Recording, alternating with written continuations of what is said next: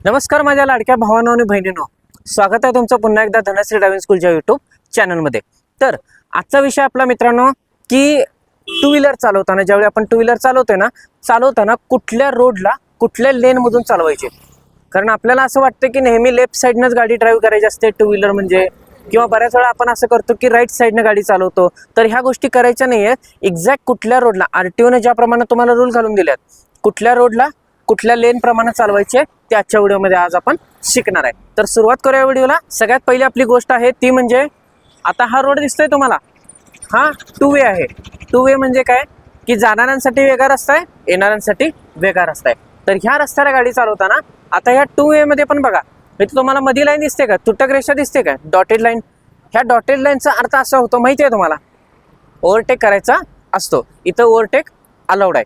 तर ठीक आहे, ही ओव्हरटेक लेनच्या अलीकडं, ठीक आहे, ओव्हरटेक लेनच्या लेफ्ट साईडनं आपल्याला टू व्हीलर ड्राईव्ह करायचे आहे। बरेच जण काय करतात, आता हा आपला रस्ता आहे बघा, साधारण आपल्या सांगलीमधले जर तुम्ही असाल तर तुम्हाला माहित असेल लक्ष्मी मंदिर पासून चिन्मय पार्क पर्यंतचा हा रस्ता आहे। ह्या रस्त्याला आपण बऱ्याच वेळा काय करतो, राईट साईडनं गाडी चालवतो। टू व्हीलर चालवताना काय करतो, राईट साईडनं गाडी ड्राईव्ह करतो। तर ते करायचं नाही आपल्याला नेहमी अशा रस्त्याला लेफ्ट साईडनं गाडी ड्राईव्ह करायची आहे। आणि राईट लेन ही नेहमी ओव्हरटेक करणाऱ्यांसाठी किंवा फोर व्हीलर किंवा मोठ्या गाड्या ज्या असतील त्यांच्यासाठी रिकामी ठेवायची आहे। टू व्हीलर कुणीही राईट साईडने इथून गाडी चालवायची नसते। कुठल्या रोडला, टू वेला। इथंपर्यंत लक्षात आलं। आता जाऊया आपण नेक्स्ट पॉईंटकडे। तर आलोय आपण सिंगल रस्त्याला। सिंगल रस्ता आहे, गल्लीतला रस्ता आहे, बरोबर आहे। तर गल्लीतल्या रस्त्याला ड्राईव्ह करताना काय करायचं, नेहमी लेफ्ट साईडनंच करा। स्पीड ब्रेकर, खड्डा वगैरे चुकवायसाठी आपण काय करतोय, मोस्टली मधून गाडी चालवतोय। बेस्ट ऑप्शन आहे, काही हरकत नाही मधून गाडी चालवायला, पण मधून गाडी चालवताना एवढं डोक्यात ठेवायचं की जर एखादं मागून वाहन आलं तर आपली जबाबदारी बनते त्याला साईड देणं, ठीक आहे। आपण मधून चाललोय, रस्ता बारका आहे म्हणून मधूनच गाडी चालवायची नाही। जर शक्य असेल तुम्हाला त्याला साईड देणं तर नक्कीच त्याला साईड द्यायची, गाडी थोडीशी लेफ्ट साईडला घेऊन। हा झाला सिंगल रोडचा रूल। आता जाऊया आपण थोडा मोठा आणि सिंगल आणि डबल, म्हणजे थोडक्यात येणाऱ्यांसाठी आणि जाणाऱ्यांसाठी एकच रोड असतो अशा रोडला आपण जाऊया। त्या रोडला कशा पद्धतीने ड्राईव्ह करायचे असते ते सांगतो तुम्हाला। तर हा रोड दिसतोय तुम्हाला, येणाऱ्यांसाठी जाणाऱ्यांसाठी एकच रस्ता आहे। ह्या रस्त्याला गाडी चालवताना नेहमी रस्त्याच्या लेफ्ट साईडनंच चालवायची आहे। पण जर समजा रस्ता मोकळा असेल, ठीक आहे, रस्ता मोकळा असेल किंवा सकाळची वेळ आहे, ज्यावेळी गर्दी नाही आहे रस्त्यावरती, अशा टायमिंगला जर तुम्हाला गाडी चालवायची असेल रस्त्याच्या मधून चालवू शकता। पण रूल तोच जो मगाचा आहे। काय रूल आहे, रस्त्यावरून गाडी चालवताना जर मागून एखाद्यानं साईड मागितली तर तुम्हाला ती साईड देणं बंधनकारक आहे।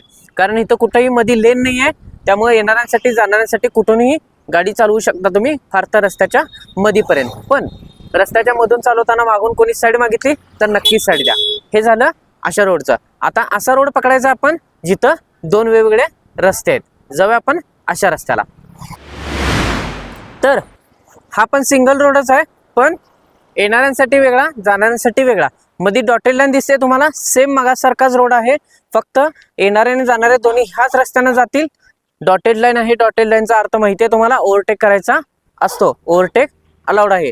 तर ठीक आहे, तर ह्या रोडला सुद्धा ड्राईव्ह करताना काय करायचं, नेहमी रस्त्याच्या लेफ्ट साईडनंच गाडी ड्राईव्ह करायची आपल्याला, रस्त्याच्या मधून करायची नाहीये। सेम मगाचाच रूल। समजा गर्दी नसेल रस्त्यावरती, मधून चालवू शकता, ओव्हरटेक करण्यासाठी पलीकडे सुद्धा जाऊ शकता, पण ओव्हरटेक झाल्यानंतर पुन्हा आपली लेफ्ट साईड धरून आपल्याला गाडी ड्राईव्ह करायची आहे। लक्षात आलं। आता जाऊया आपण 3 लेन असणाऱ्या रोडला। तर हा रोड दिसतोय तुम्हाला, आलोय आता आपण हायवेला। हायवे म्हणजे थोडक्यात काय आहे, जाणाऱ्यांसाठी वेगळा रस्ता आहे, येणाऱ्यांसाठी वेगळा रस्ता आहे। त्यात पण काय आहे, प्रत्येकासाठी 3-3 लेन दिलात बघा।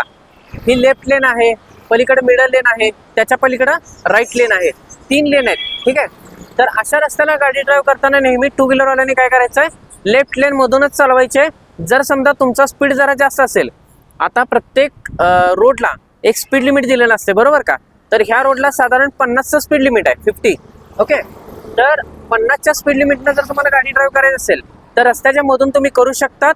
पण मागून जर वाहन येत असेल, सेम मगाचाच रूल आहे, त्याला ओव्हरटेक करण्यासाठी रस्ता देणं बंधनकारक आहे। ह्याच्यामध्ये गोष्ट ध्यानात ठेवायची, दोन्ही साईडला राईट लेन, मिडल लेन आणि लेफ्ट लेन, तिन्ही लेनसाठी तुम्हाला 2 ओव्हरटेक करण्यासाठी रस्ते दिलेले आहेत, बरोबर का।